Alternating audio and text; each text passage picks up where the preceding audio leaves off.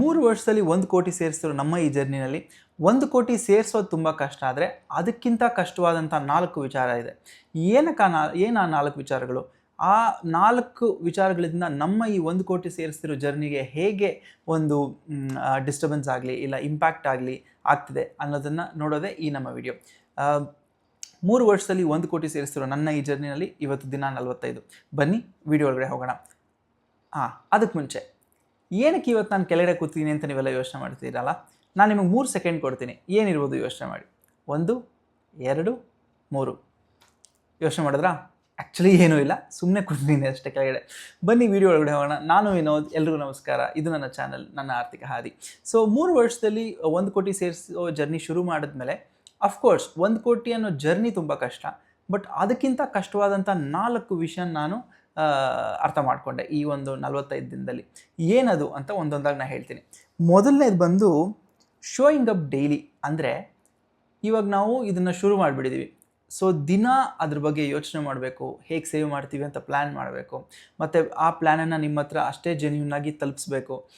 ಒಂದು ಸ್ವಲ್ಪನೂ ಇಲ್ಲದೇ ಇರೋ ವಿಷಯ ಹೇಳೋದಾಗಲಿ, ಇಲ್ಲ ಡ್ರಾಮಾ ಮಾಡೋದಾಗಲಿ, ಇಲ್ಲ ನಾನು ಮಾಡಿಲ್ಲದೆ ಇರೋ ವಿಷಯನ ಮಾಡಿದ್ದೀನಿ ಅಂತ ಹೇಳೋದಾಗಲಿ, ಅದೆಲ್ಲ ಏನೂ ಮಾಡದೆ ಜೆನ್ಯೂನಾಗಿ ಏನು ಮಾಡ್ತೀನಿ ನಾನು ಹೇಳೋದು, ಕಂಟಿನ್ಯೂಯಸ್ ಆಗಿ ಸೇವ್ ಮಾಡೋದು. ಅದು ಎಷ್ಟಾದರೂ ಆಗಿರ್ಬೋದು, ಅದು ಬೇರೆ ವಿಷಯ.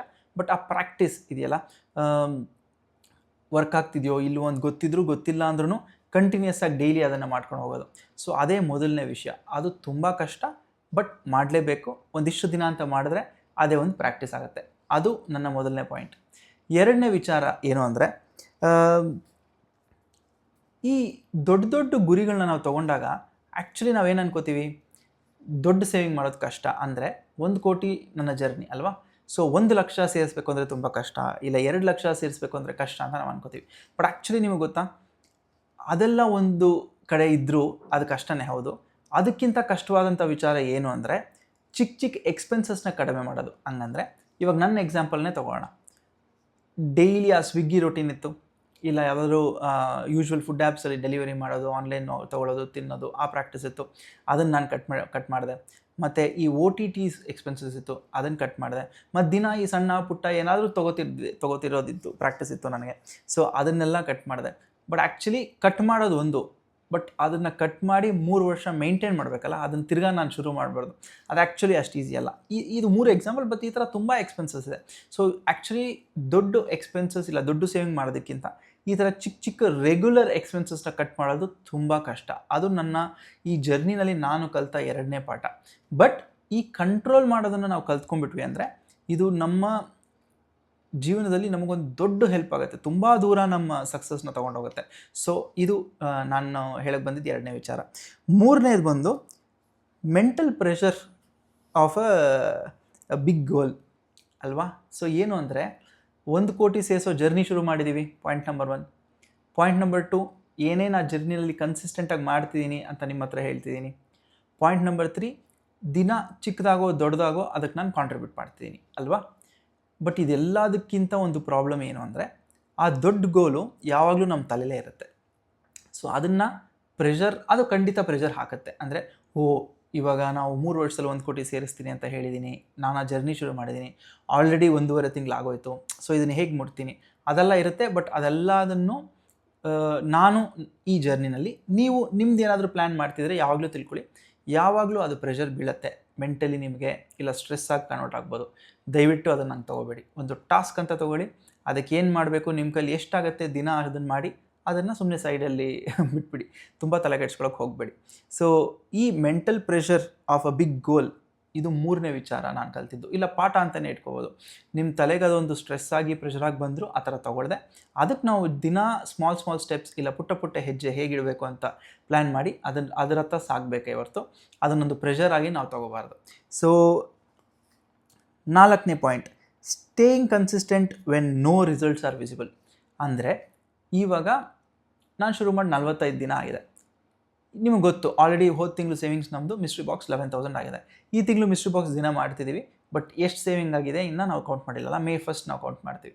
ಸೊ ಇದೆಲ್ಲ ನಾವು ಮಾಡ್ತಿದ್ರು ಈ 1 ಕೋಟಿ ಜರ್ನಿಯಲ್ಲಿ ದೊಡ್ಡ ಸೇವಿಂಗ್ ಅಂತ ಇನ್ನೂ ನಮ್ಗೆ ಆಗಿಲ್ಲ ಅಲ್ವಾ. ಇವಾಗ ತಾನೇ ಶುರು ಮಾಡಿದ್ದೀವಿ.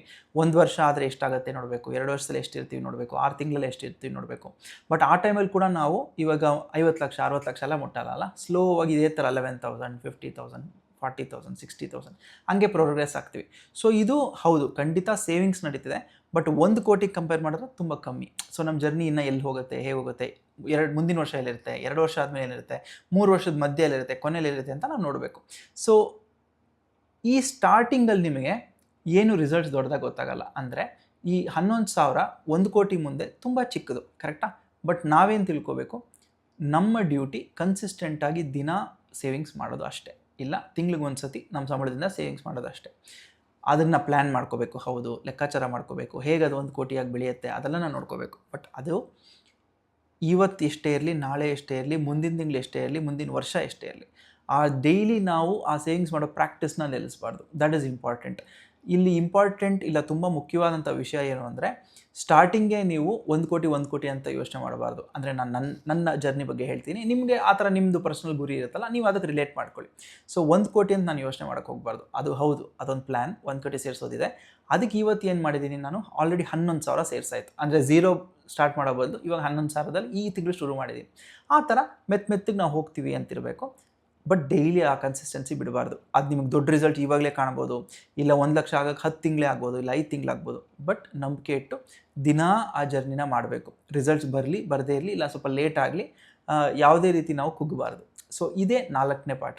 ಸೊ ನಿಮ್ಗೆ ಗೊತ್ತಾಯ್ತಲ್ಲ. ಸೊ ನಾವು ಯಾವಾಗಲೂ ಒಂದು ಜರ್ನಿ ಅಂತ ತೊಗೊಂಡಾಗ ಅದ್ರ ಬಗ್ಗೆ ತುಂಬ ಕಾನ್ಸಂಟ್ರೇಟ್ ಮಾಡ್ತೀವಿ. ಬಟ್ ನಾನು ಈ 45 ದಿವಸದಲ್ಲಿ ಕಲ್ತಿದ್ದೇನು ಅಂದರೆ, ಪ್ಲಸ್ ಈ ಮುಂದಕ್ಕೂ ನಾನು ತಲೆಯಲ್ಲಿ ಜ್ಞಾಪಕ ಇಟ್ಕೊಳ್ಳೋದೇನು ಅಂದರೆ, ಹೌದು ಆ ಜರ್ನಿ ತುಂಬ ಇಂಪಾರ್ಟೆಂಟ್. ಬಟ್ ಈ 4 ಪಾಠ ನಾನು ಏನು ಕಲಿಸಿದ್ದೀನಿ, ಅಟ್ ಎನಿ ಕಾಸ್ಟ್ ಈ 3 ವರ್ಷ ಈ 4ನ್ನು ನಾನು ಬಿಡಲ್ಲ.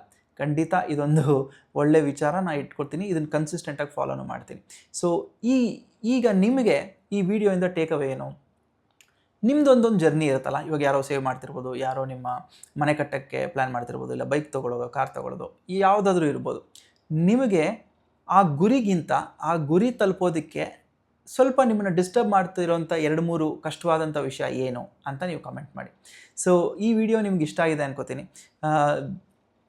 ಈ ನನ್ನ ಜರ್ನಿ ಎಲ್ಲಿಗೆ ಹೋಗ್ಬಿಟ್ಟುತ್ತೆ, ಯಾವಾಗ 1 ಕೋಟಿ ಸೇರಿಸ್ತೀನಿ, ಹೇಗೆ ಸೇರಿಸ್ತೀನಿ ಅಂತ ನೋಡೋದಕ್ಕೆ ಚಾನಲ್ನ ಸಬ್ಸ್ಕ್ರೈಬ್ ಮಾಡ್ಕೊಳ್ಳಿ. ಆಮೇಲೆ ನಾನು ಯಾವಾಗಲೂ ಹೇಳೋ ಥರ ನಿಮ್ಮ ಅಮೂಲ್ಯವಾದ ಕ್ಷಣಗಳನ್ನು ನನಗೋಸ್ಕರ, ನನ್ನ ವಿಡಿಯೋಗೋಸ್ಕರ ಸ್ವಲ್ಪ ಬದಿಗಿಟ್ಟು ಈ ವಿಡಿಯೋ ನೋಡಿದ್ದಕ್ಕೆ ತುಂಬ ಸಂತೋಷ. ಧನ್ಯವಾದಗಳು.